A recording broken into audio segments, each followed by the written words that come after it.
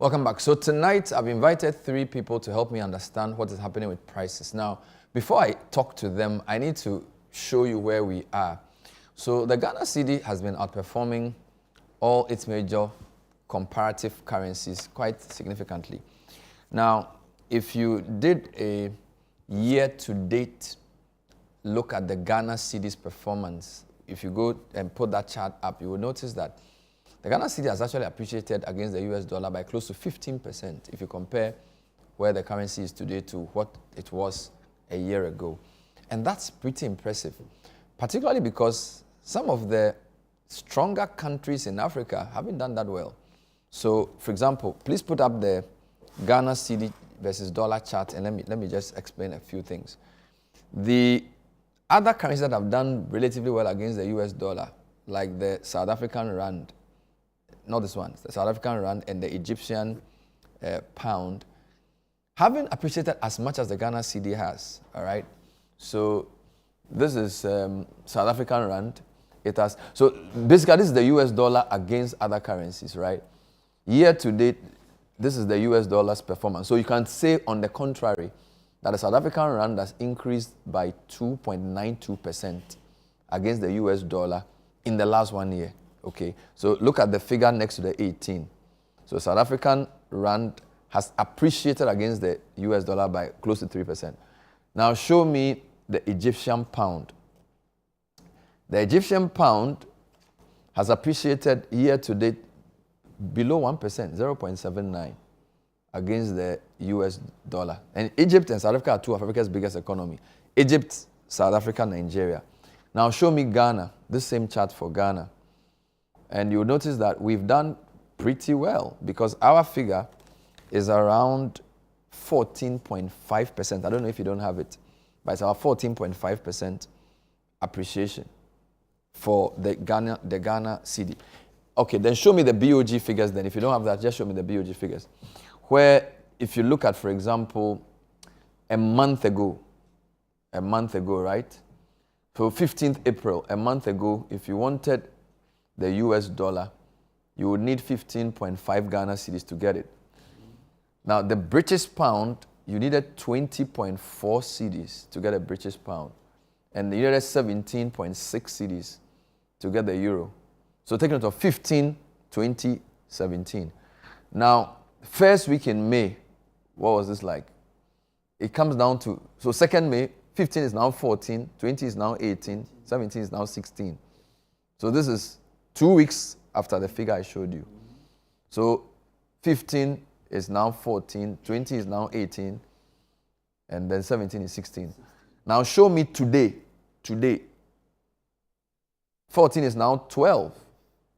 18 is now 16. 16 is now 14. All right? So clearly something is going on. In fact, the Cedi has appreciated against the dollar by 16%. 16% in the past 1 month. Now, some African countries' currencies are actually depreciating. So the figure I showed you for Egypt and South Africa, where the Cedi, where those currencies are appreciating, if you took, for example, the Kenyan shilling, same period, the Kenyan shilling has depreciated against the US dollar by 0.84%. So the US dollar is actually strengthening against the Kenyan shilling. Right, strengthen against the Kenyan shilling. Show me the Ugandan shilling as well.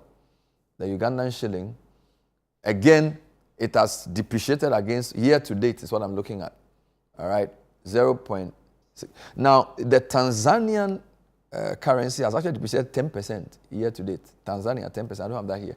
If you have the Ghana chart, show it to me. Because that is actually the story for the day. That this is not just a Donald Trump issue. It's not just about tariffs, because Ghana is obviously doing something, and we've explained this. I think on Monday, Theo Champong and Ajay Boateng explained that there were stuff the Bank of Ghana was doing, which includes the gold for reserve program, and then the selling of some of those gold reserves, the macro stability, and all of those things have contributed to this. So clearly, the Ghana government is doing something right. Now, the question we sought to answer on Monday was how long this would last. We are not sure yet. We are not sure yet, but it's quite clear that this has gone on for at least a month.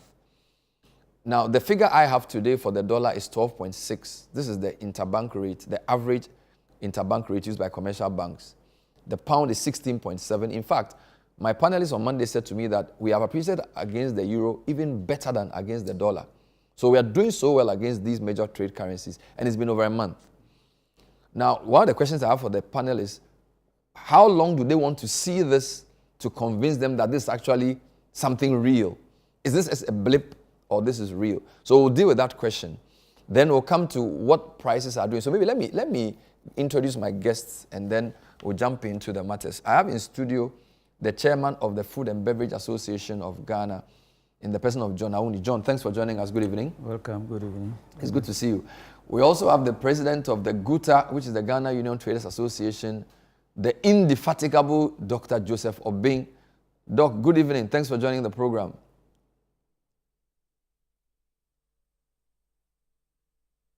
He's there. I'm sure he's on.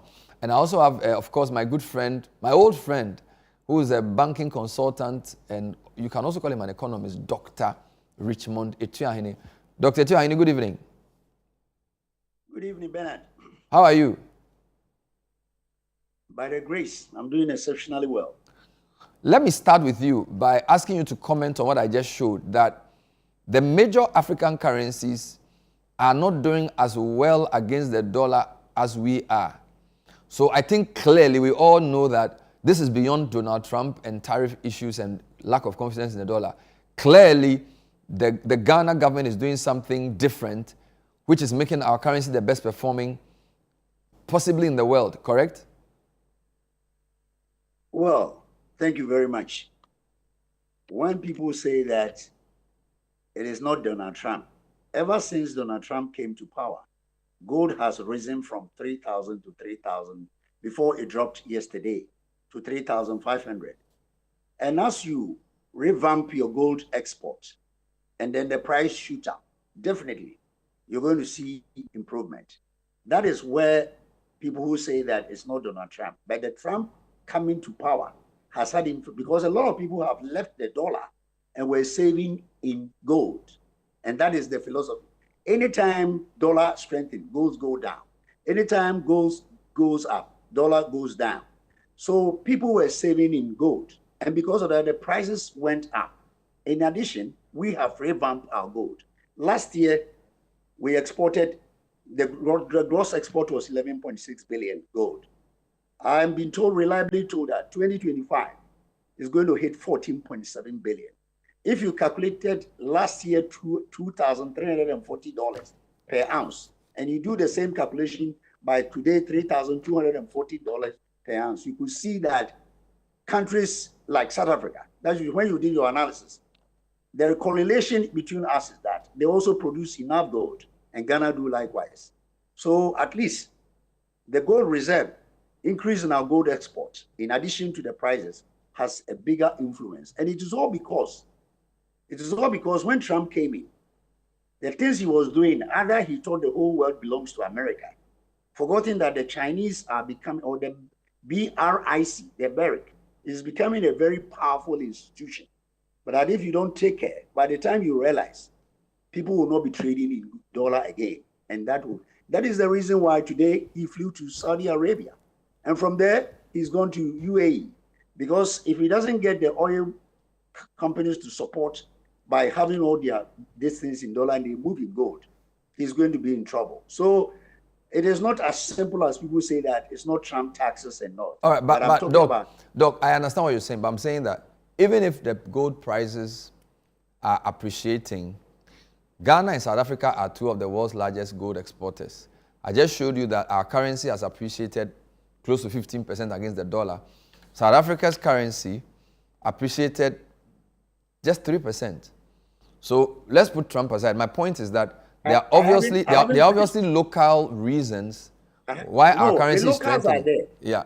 The locals are there. Let me tell you, the currency is not strengthened because it is only gold. Let me tell you on record, remittances has been revamped in this country. Okay. People talk and they forgot it. Remittances this year, I'm telling you that we'll be hitting close to 5 billion. And don't forget, last year, according to the governor who left, we almost did about 6-point-something billion. If all these remittances are coming in and the gold is bumping up, and don't forget cocoa, it will shock you to know that a year ago, cocoa was being sold at 4,825 per metric ton. Today, go to the spot market. We're talking about 8,000. And the research that somebody has done, I pick it from Bloomberg. Ghana, with all our problems, up to April, we have done about close to $150,000 tons of cocoa. And if you multiply the 8,000 by 100, all these things are the factors that are making, in addition to the fiscal discipline, the tightened monetary policy, and what have you. Fair enough. So you can't lay your hands on just the gold. Let us get it that remittances, you can check on records. All right. You can check on records. Remittances is giving a lot of bumps to the city. I'll come to remittances later because Mr. Trump is proposing a tariff on remittance transfers, and I'm sure that will concern you. But let's not get ahead of ourselves. Let me take the opening comment of my other guests, and then I'll come to you. Let me start with Mr. Awuni in studio. What do you make of what we've just seen, what we've seen in the past year now? Because you've been talking to me about prices and stuff like this. How surprised have you been? I mean, look at what we have here, right? Cedi against the dollar, 14.5% appreciating. From late April, boom, dollar against Cedi. So basically, it's been straight until something happened. We don't know how long this is going to go. What are your thoughts? Thank you very much, and good evening to your viewers. I think that from an economic point of view, that's very impressive. The government appears to be doing something right, much more than what we all think globally because of global geopolitics. Trump's actions and inactions are affecting, making the US dollar weaker. But if you look at that aspect that, yes, Trump's actions are making US dollar weaker against other major currencies and all that globally, you'll find out that other currencies, it's not only the Ghanaian cedi that should have advantage, that should have benefited. Yeah. And then, so you find out, like you've rightly shown in the graphs, the South African, the Kenyan, and then Uganda, and then all that. All those currencies have appreciated. The Zambian kwacha has appreciated 4%. Exactly. Ghana is 15. Ghana has appreciated 15. In November, the exchange rate, I think, to the bureau rate was like 17.2 cedis. 17 in November? In November, I bought dollars from the bureau. 17.2 cedis to $1 in November. In November, and so if you take from November to date, it came down to 16.4, 16 down, 15, and today look at where we are. Interbank rates talking about 12 point something, and even though the black market rate, businesses. What's the black market rate? The black market rate today is 13.75. Yesterday was 13.85. I don't deal with. So the black market is. So 13.8 is now 13.7.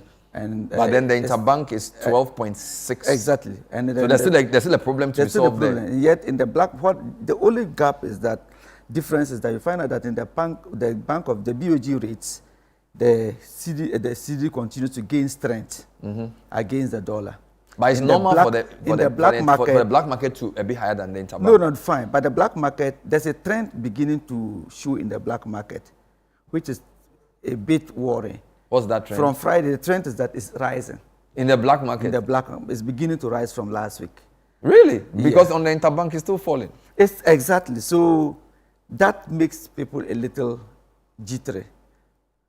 So, but by the way, is the black market bigger than the interbank market in terms of volume of transactions? Well. Or we can't know because it's black? It's black, but from where I sit, I would say that a huge portion of the businesses deal with black market. Really? When you sometimes go to the, listen, okay, say really, the former administration, they said they came out, they went and had a meeting at Purdue, and they came and said that they were not going to grant dollars to importers to import certain commodities and that. So they are not banning, but wherever you find your dollar in import, that's the reason. But we didn't have subsidies in the market. Question is, where did they find the goods into the country? So you believe there's a lot more dollars outside the banking system than in the banking system? If you go to the bank today and you are asking for $50,000 or $100,000, they'll tell you that, well, we don't have. But this afternoon, I was having a discussion with one business lady. And the lady said, oh, Mr. Awuni, I went to the bank and I was looking for $5,000 or so. If they couldn't give me, but they rather preferred to call a black market person to come and give me the dollars. And I've had occasions where you will ask for even $1 million. So the bank called an Alaji? Alaji. And an Alaji within an hour has produced $1 million. And the bank, are you serious? I am, well, you know me. I'm too fast. A bank called an Alaji? Alaji. And the Alaji produces $1 million. And the bank cannot give you $10,000. So you are saying that the difference between the interbank and the black market is normal. But normal. The fact that the black market, the dollar is strengthening is a problem. That has been a bit of a worry for now. Said, what is happening? Other than that, it has been all joy that, yes, the trend shows a good performance of the Cedi against the dollar. But what is happening right now, but that shouldn't even be too much of a worry. But it can't discount what is happening. What is happening. Let me take Mr. Obing's initial thought. Dr. Obing, thanks for joining us. A few things. The Cedi has done very well, at least a month and a few days. Although we are told that the black market, the dollar is a bit more expensive than on the interbank market. I guess that's normal. But the fact that the Cedi is strengthening is the big news, correct? Yeah. It's a huge news. For us, if the Cedi is losing its value, all that it means is that we are losing our capital. If there's appreciation, the Cedi is appreciating, then of course we are also adding up to our capital. So this thing is very good, and the trend have been very positive. Don't forget that we're able to stabilize around 15 to 15.5 for a reasonable time, and then we started descending. So it means that we are on the a threshold to stabilize the local currency, for which I'm very excited about. Do we have more import? Do we have? When it comes to, okay, go ahead. Go ahead. Oh, it's frozen. Forgive me. I was going to ask you if overall economic actors benefit in Ghana or get hurt when this kind of thing happens, because I've heard exporters say that they are suffering. In fact, an exporter spoke to me today and said he was really worried about what was going on. So I wanted to ask if when you put all of us together, or being the importer and maybe somebody else the exporter, overall, is this better for the economy or it's worse? The fact that the Cedi is gaining strength. Bernard, by all standards, this is a great thing. This is a great thing for the country. And for me, it's not only the appreciation that is even more critical. The more critical thing is that it should be stable. One of the greatest things that this government or any government can do is to allow its currency remain stable at a particular figure.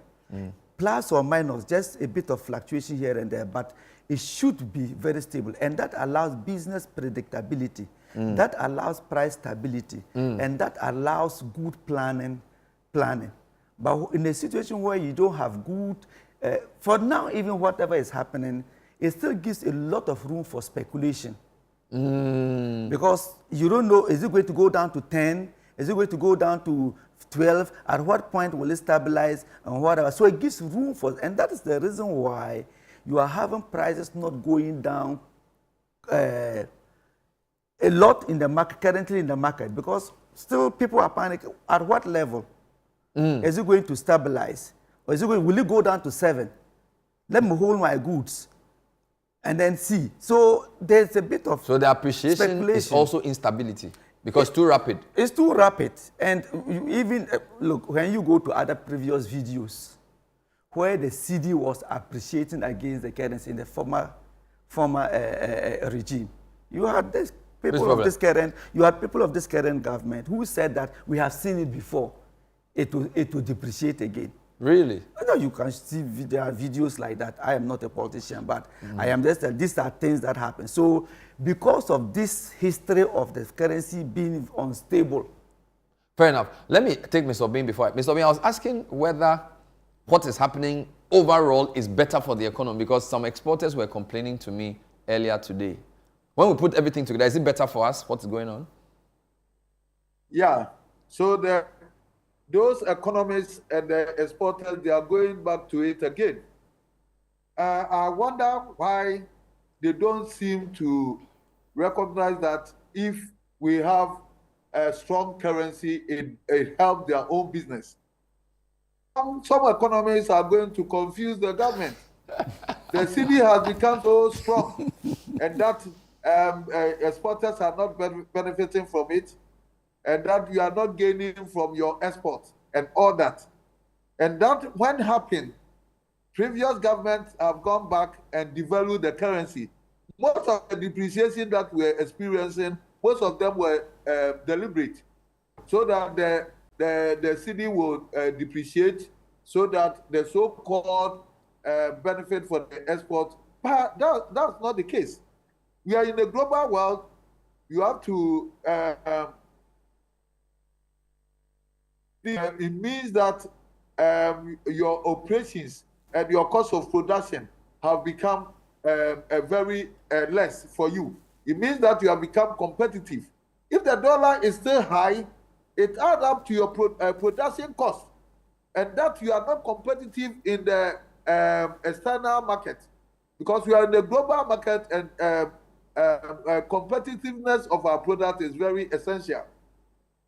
So that theory has not helped us, and then it is retrogressive, because we have to take advantage of these gains that we are having. All right. Because this, when the cedi becomes strong, it's going to pull down the inflation, and it's also going to pull down interest rates. Which business person will not like such a scenario? And then the enabling environment is created for all of us. Okay. Then we say that we should let the cedi depreciate so that it will benefit exports. I don't understand. We are talking about enhancing on production of local poultry. The poultry, all of them, the chicken is imported. And so if you import the chicken before you breed them, even the feed you import, most of them. And then if the prices come down as a result of the cedi increasing its value, then you say that it's not good for you. What kind of economists are these people preaching? Because if the prices come down, then it becomes competitive. The prices that they bought this ticket to come and breed, the fees and all that have become cheaper, and there's no need to even import and patronize what is being done here. Then they say that it's all not good. Let me take Dr. Etuahene on this before we deal with the price matter. Dr. Etuahene, overall, is what is happening good for the economy, or we should be more nuanced? Well, we're talking about stable currency, low inflation, and low fiscal deficit. And these are the three cardinal microeconomic issues in the country. So if you can get stable currency, it means you invariably looking at inflation coming down. And by inflation also coming down, as Dr. Obin said, interest rate will drop to a reasonable level. Businesses can access it. So for me, the currency appreciation, if it happened to be a long term, it is one of the best things that could have happened to us for a very long time. Because we have been in this situation for a very long time, down and up. But if we can continue and sustain it for the stability of the cedi, anybody, whether you're an economist, whether you're a finance, whether you're a businessman, there are three cardinal things in microeconomic: lower inflation, stable exchange rate, and then lower fiscal deficit. If you get all these three components in, then your currency will be as good as anything. And that is good for businesses. That is good for planning. That is your import planning and all those things. It is good for the businesses. All right. So for me, it's good. These microeconomics issues, if we keep on going, if all things being equal, ceteris paribus, then I think it will be fantastic for businesses. When I come back, we will deal with two things. At least two of my guests met with the Minister for Trade today to look at the price issue. They'll tell me what happened in that meeting. In fact, one of them actually met the finance minister as well in this week. Then the million-dollar question is, when will prices begin to reflect this very good news we are seeing? The dollar is much cheaper. The claim that raw materials are expensive and therefore inflation has to be high and all those things, that excuse is no longer tenable. Why are prices not coming down? We'll deal with that when we come back. Stay with us.